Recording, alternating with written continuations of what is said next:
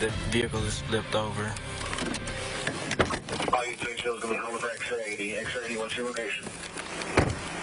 I'm about to get that now for you, sir. I'm on, I stayed southbound on Chico. A Little Rock police officer who followed an SUV being driven by a child never told the city's dispatch center he was leaving the county, a department policy, until after the car flipped, killing a 14-year-old. And tonight, there is new information and perspective on a story we first brought you last night. Good evening and thanks for joining us for Fox 16 News. I'm Kevin Kelly. I'm Donna Terrell. It's another setback for the capital city's police department under scrutiny for never disclosing the pursuit. That happened more than a year ago. It happened in the early morning hours of March 23, 2021. Body cam footage shows officers knew a 12-year-old girl was behind the wheel after taking it from her parents. Two teenagers were also in the vehicle. Officers briefly chased it, but records reveal a supervisor told officers to stop. The footage then shows an officer following the SUV, reaching speeds of 90 miles per hour. At one point, flickering blue lights and a siren.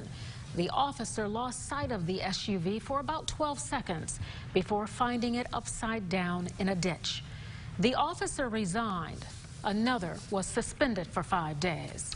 Little Rock police never publicly disclosed the pursuit until forced to do so. Before showing you any more of the video we have, we do want to warn you. Some of you may find it hard to watch. Fox 16 investigates Mitch McCoy, continuing to question how this could have happened. Yeah, hello. The Freedom of Information Act is likely the only reason why what happened more than a year ago is now public. I followed up with the police department again today to find out why information was withheld. Their response? No comment. But a grieving mother has her own opinion. I feel like there's no justice for my son. Where are you? Are you in the car? Cindy Ortiz says she feels helpless and betrayed by a department sworn to protect. Y'all stay still. Everybody stay still and breathe, okay? Hey, Everybody stay still and breathe. If you get one leg, I'll get the other leg. In March 2021, officers are seen here trying to save 3 kids. For her son, 14-year-old Zane Ortiz, it's too late. She says she didn't know about any police pursuit until weeks after. I can't do anything about it. Like, I feel like nobody's helping me. I feel like everybody lied to me. Little Rock police never told the public about that night until 24 hours ago, when it admits there was a lack of information, and it will do better moving forward.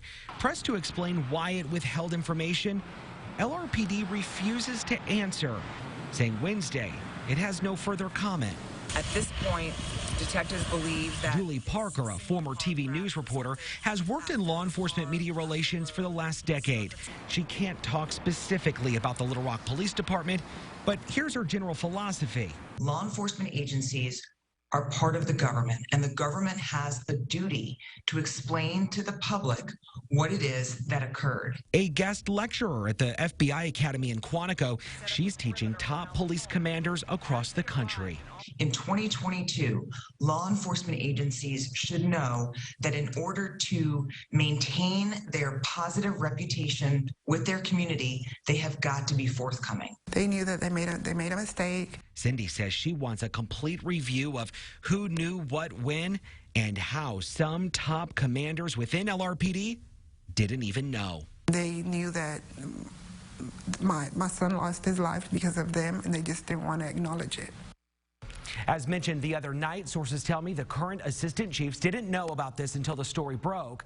I questioned those sources. They tell me it's because the department treated this as a chain of command review, so there were many people left out of the loop. Little Rock Vice Mayor Lance Hines says he plans to discuss this next week, exploring options with the city board to ensure this never happens again. Back to you.